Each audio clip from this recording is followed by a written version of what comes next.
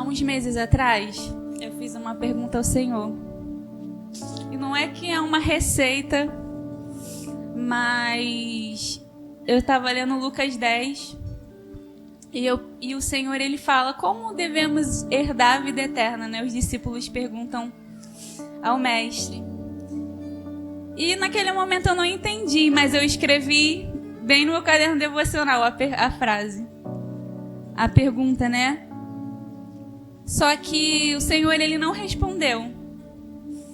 E depois de um tempo, novamente o Senhor me levou a esse texto que se encontra em Lucas 10. E ali o Senhor ele começou a palestrar o meu coração sobre vivendo a vida eterna aqui na Terra. E eu gostaria de compartilhar com vocês um texto bem conhecido que vai falar sobre o bom samaritano. E esse é um texto bem descrito, né, em nossos meios. Tem muitas mensagens, tem músicas com esse texto. E enquanto eu lia Lucas 10, 30, e vai dizer... Não, é 26. Certa ocasião, um perito na lei levantou-se para pôr Jesus à prova e lhe perguntou: Mestre, o que devo fazer para herdar a vida eterna? O que está escrito na lei? Respondeu Jesus. Como você a lê?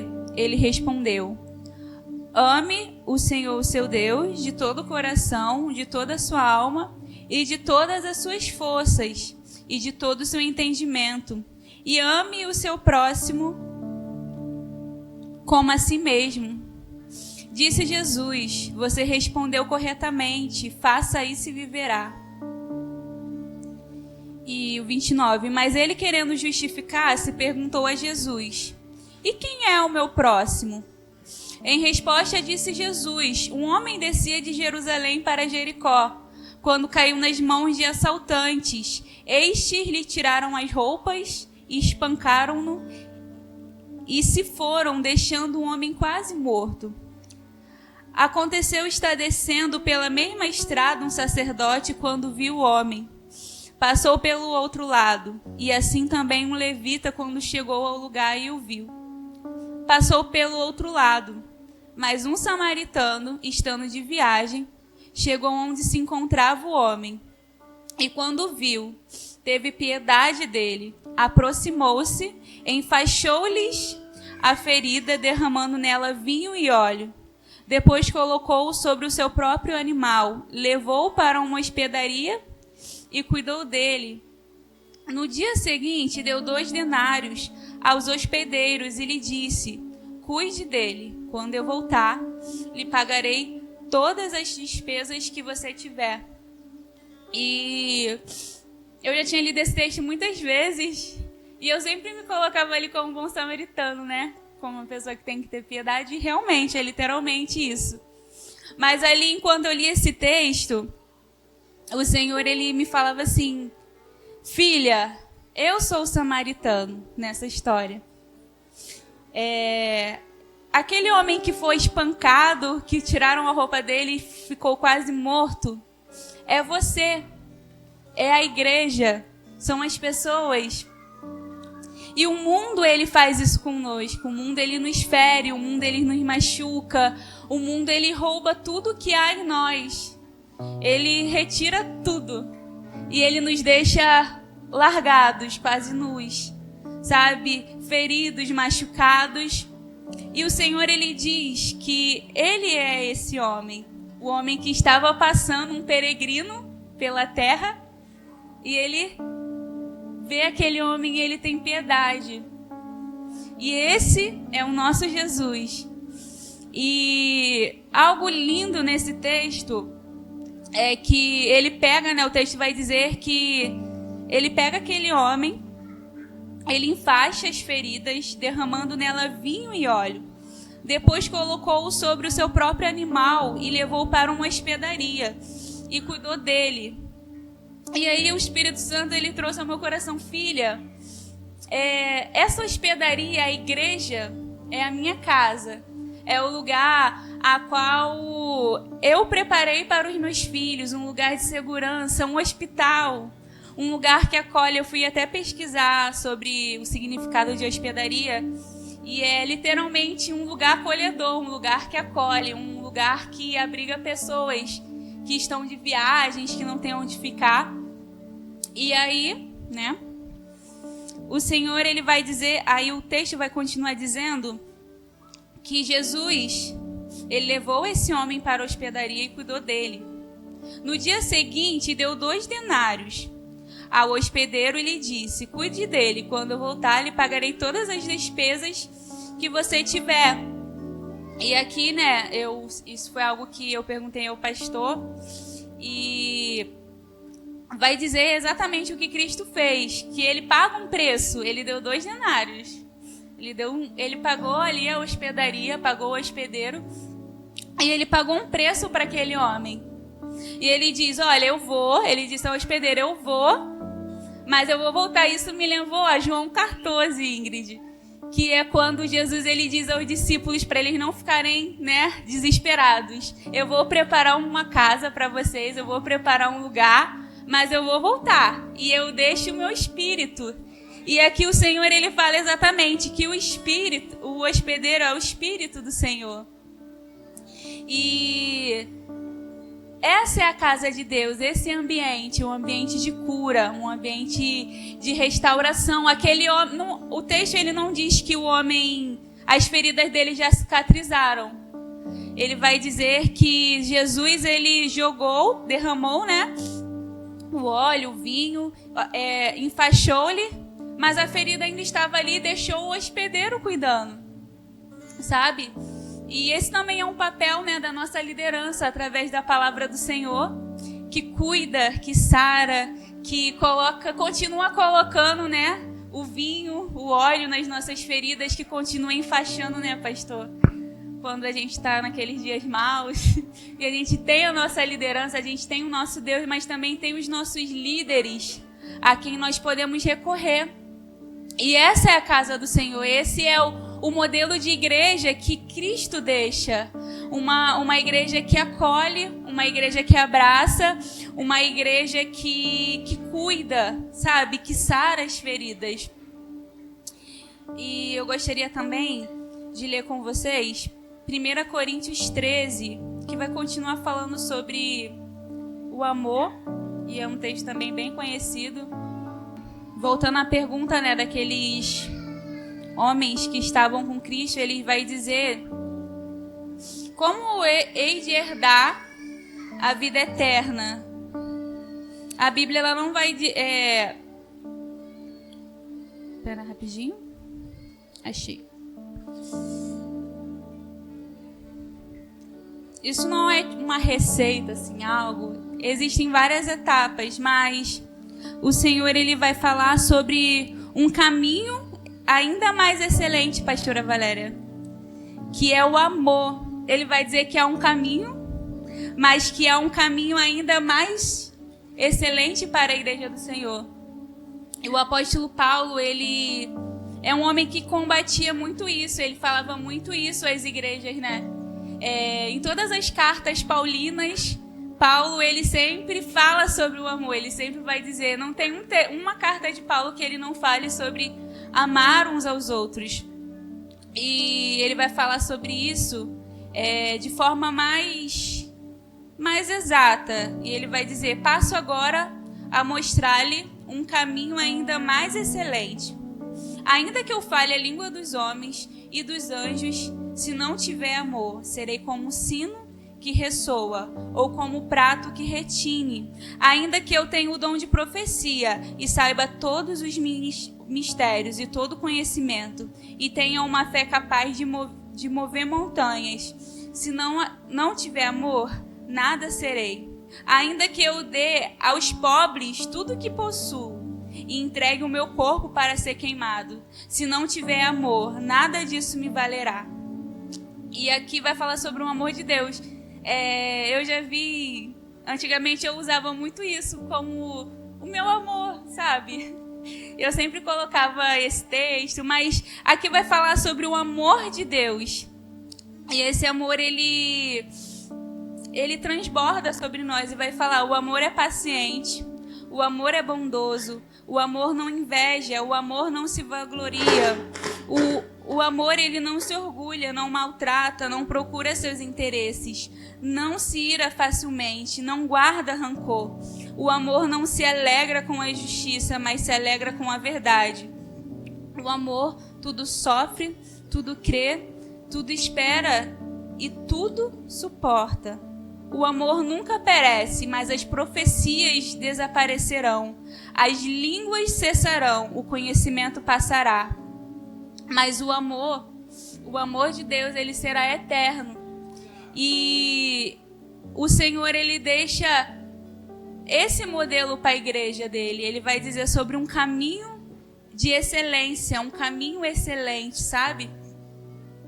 E eu também gostaria de deixar para vocês 1 João 3,15. Isso, gente, é algo que eu estou aprendendo. É algo que o Senhor tem tratado no meu coração. Não alcancei, mas estou alcançando, estamos alcançando, graças a Deus. Mas esse texto também é um texto que fala muito ao meu coração sobre o amor, e eu fiquei meio assim, quando eu li. Em 1 João 3,15 vai dizer algo pesado, como o pastor disse, mas não é uma acusação, não é algo para criticar ou algo do tipo, não é isso, mas é algo para nos alertar, porque foi algo que verdadeiramente constrangeu o meu coração, sabe? E João vai dizer: sabemos que já passamos da morte para a vida, porque amamos os nossos irmãos. Quem não ama permanece na morte. Quem odeia o seu irmão é assassino. E vocês sabem que nenhum assassino tem a vida eterna em si mesmo. E eu achei isso muito pesado. E logo o Senhor, ele, na outra tradução, vai dizer homicida. Vai falar que quem não ama é homicida. Porque o amor é a vida. O amor, como Cristo, né, o bom samaritano, o amor, ele trouxe cura. Ele trouxe ali algo que iria ser remédio para a vida daquele homem. Então, quando amamos, nós estamos liberando um remédio. Nós estamos acolhendo, né, Jonathan? Nós estamos abraçando. E lá em Apocalipse, quando eu li isso, o Senhor me levou a esse texto, que vai falar que os homicidas, eles não herdarão o reino dos céus, sabe? E quando eu não amo, eu estou ferindo, eu estou machucando, eu não estou acolhendo, sabe? E o Senhor, ele trouxe isso ao meu coração, sabe? Sobre buscar esse amor nele. Porque o amor, ele é o elo perfeito, sabe? Às vezes as pessoas estão passando por guerras, por dificuldades, por feridas, e a gente acaba, como foi falado na reunião, né? A gente acaba não acolhendo, não cuidando dessas feridas também, porque esse também é o nosso papel, mas a gente acaba causando ainda mais dor, a gente acaba ainda causando mais aprofundando essa ferida, sabe? E o Senhor, ele nos convida ao elo perfeito, a buscar esse amor, sabe? Porque quem ama estar com o Senhor e quem não ama não está nele, sabe? E o Senhor, ele traz isso aos nossos corações, que a igreja, ela é um lugar de cura e não de feridas. E o Senhor, ele nos convida a ser como esse homem que, quando ali ficou na hospedaria, ele escolheu continuar ali. Ele poderia ter ido embora, mas ele ficou. E ali ele foi curado, e ali o Senhor, o hospedeiro, o Espírito Santo continuou cuidando dele, sabe? E hoje o Senhor, ele traz isso aos nossos corações, que possamos ser como bons samaritanos, acolhedores, amáveis uns com os outros.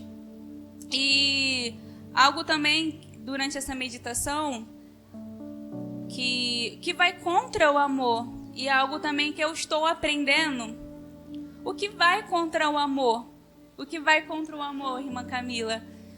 O Senhor, ele nos ensina em Tiago 4:1. E é uma meditação, eu não sei se está 100% certa, mas algo que vai totalmente contra o amor do Senhor, algo que vai totalmente contra... que é um dos maiores inimigos da igreja. E é um espírito que atua, às vezes, de forma sutil. E a gente vai vivendo, e isso é algo que fere a igreja do Senhor. E Paulo, assim como ele vai falar muito sobre o amor, ele vai falar muito sobre isso, para que venhamos fugir. E esse texto ele vai falar sobre a contenda, sobre as feridas, sobre as guerras que há no nosso coração. E ele vai falar, de onde vêm as guerras e contendas que há entre vocês? Não vem das paixões que guerreiam dentro de vocês? E ele vai falar aqui, né, Tiago, no caso, mas Paulo também fala muito sobre isso, vai falar sobre que a contenda, ela é literalmente o oposto, ela é algo que vem para destruir o amor. E tudo isso começa no nosso coração, sabe? As confusões, a fofoca, a inveja, os ciúmes, que muitas das vezes são coisas que causam contenda e nos faz não amar, começam no nosso interior, porque feridas que não foram curadas. Eu estou apontando meu dedo porque há uma semana atrás eu cortei o meu dedo, muito feio. E sangrou muito, meu dedo ficou sangrando muito. E aí, o Igor comprou um band-aid, só que ele comprou um band-aid errado, mas a moça não explicou pra ele. E durante a semana, a ferida ela não se curava. E eu não passei nada, né? Só colocava o band-aid. Toda hora eu batia e machucava. Toda hora. Doía. Nossa, sangrava todo dia. Era muito sangue. E ali o Senhor, Ele falou isso ao meu coração. Ele falou, filha, às vezes o coração da igreja está dessa forma. Está com feridas que foram causadas por pessoas, ou às vezes por mais escolhas nossas, e a gente não está buscando, sabe? A gente não está colocando a receita certa, sabe? E o band-aid, ele cobre, mas ele não cura. Ele fica velho, aí depois sai, mas a ferida continua lá. Foi o que aconteceu comigo. A ferida continuava lá e estava assim, carne viva. Agora, graças a Deus, cicatrizou. Mas às vezes assim é o nosso coração. A gente vai camuflando, a gente vai colocando um band-aid, mas a ferida continua lá.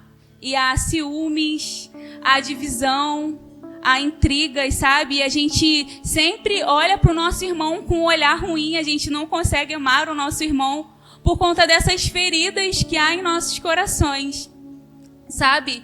E o Senhor, ele tem falado isso ao meu coração sobre... É literalmente o que o pastor falou hoje na reunião, sobre um coração ofendido, um coração ferido. E um coração ofendido, um coração ferido, ele não consegue, muitas das vezes, amar.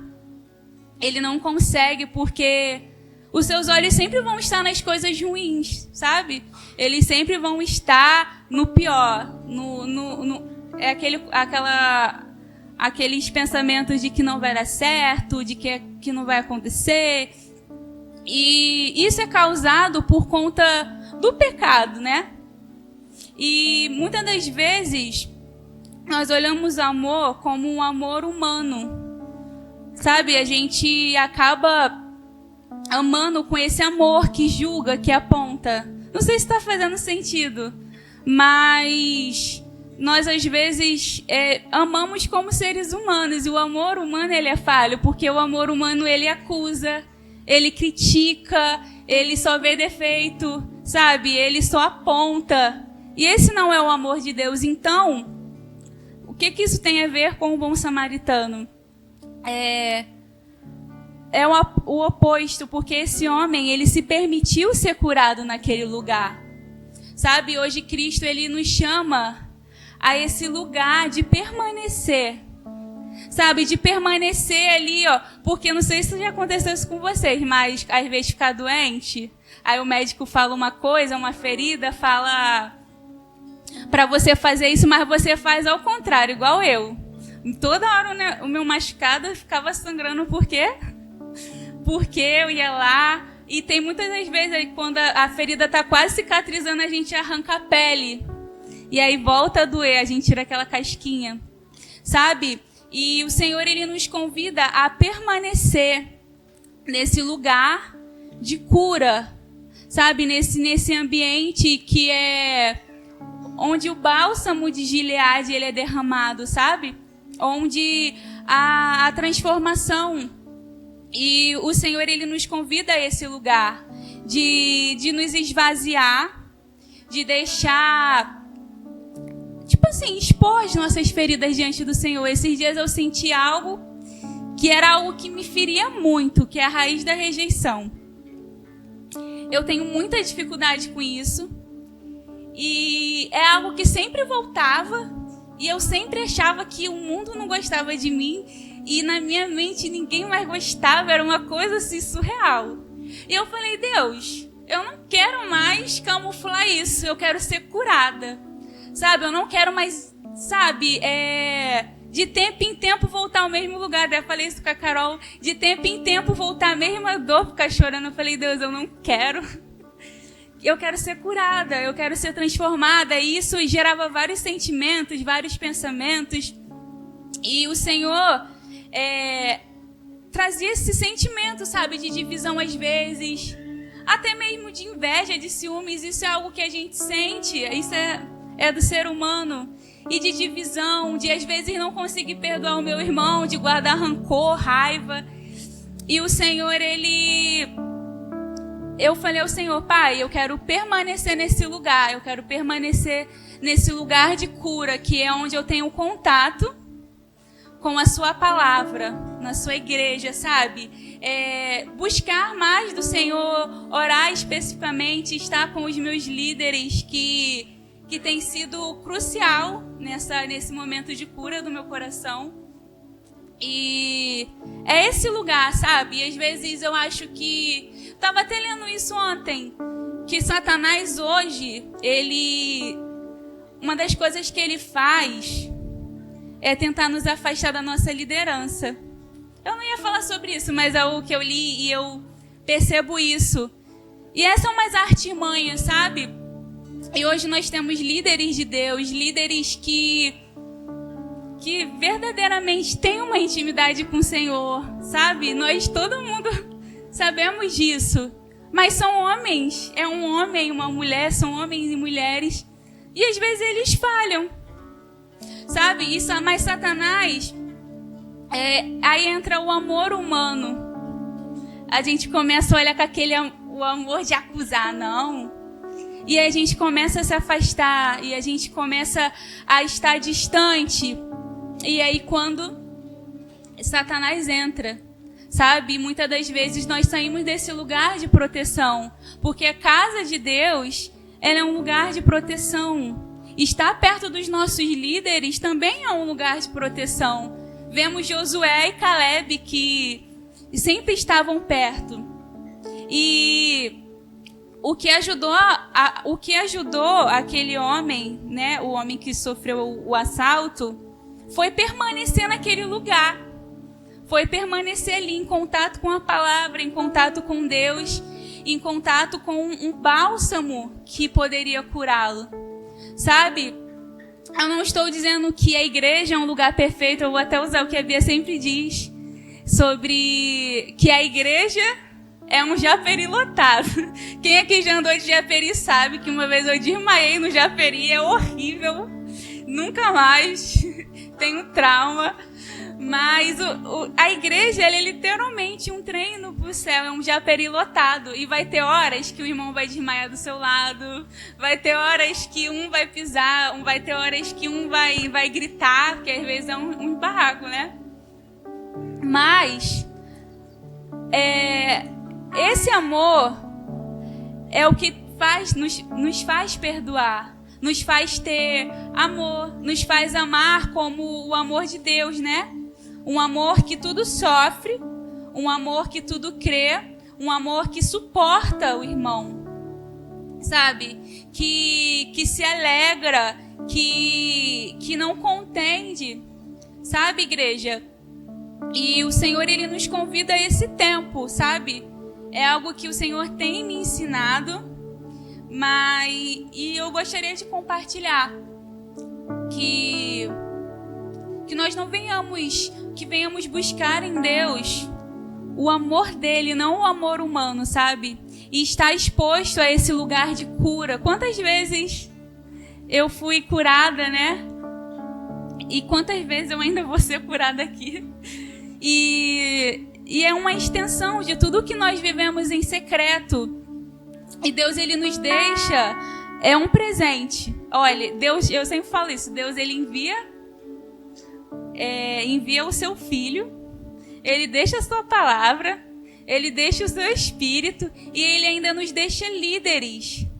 Ele nos deixa irmãos, Ele nos deixa uma família, sabe? Ele nos deixa literalmente uma família, pessoas que vão cuidar. Ele deixa as armaduras espirituais, é como a minha professora fala, Ele nos deu a faca, o queijo e a goiabada. Agora é só a gente ir lá. E rapidinho. É isso que eu gostaria de deixar para a igreja, sabe? Que possamos permanecer nesse lugar e buscar esse amor e entender que o Senhor, Ele literalmente Ele deseja nos curar. E ontem eu tô lendo a história de Elias e eu fiquei até assim, eu falei, meu Deus, essa história tem umas coisas bem assim, né? E Deus, Ele vai falar sobre quando Acasias, ele cai da sacada do seu quarto. Acasias, e aí ele fica muito ferido, Bia. Ele ficou muito ferido. Só que o que Acasias faz, Jonathan? Ele era ali do povo de Deus, de Israel. Ele manda o servo dele consultar um outro Deus. E não consultar Deus. E aquilo irou o coração de Deus. Tanto que a sentença eu achei até meio assim, né? Que Deus literalmente... E ali eu entendi que Deus, Ele tem ciúmes do seu povo. Deus, Ele quer curar o seu povo. Ele é um Deus que ouve. Ele é um Deus que tem ouvido e ouve. Ele é um Deus que tem boca e fala. Ele é um Deus que vê o seu povo. E Ele conhecia a necessidade de Acasias, sabe? E Ele deseja nos curar. Ele deseja que venhamos buscá-lo. Ele deseja que nós não venhamos buscar nossa cura no mundo, nas coisas do mundo, no que o mundo nos oferece. Mas Ele nos convida a buscar essa cura nele, nesse lugar de proteção, né? Aqui é um lugar, mesmo com defeitos, mesmo com falhas, mas estamos indo rumo ao céu. E todos temos o mesmo objetivo e o mesmo anseio, que é estar com o Senhor. Então, que possamos buscar e nessa noite possamos ser restaurados por esse amor, restaurados por essa bondade, não por esse amor que acusa, que sabe, que diz que tudo vai dar errado, mas esse amor que tudo sofre, tudo crê, que suporta.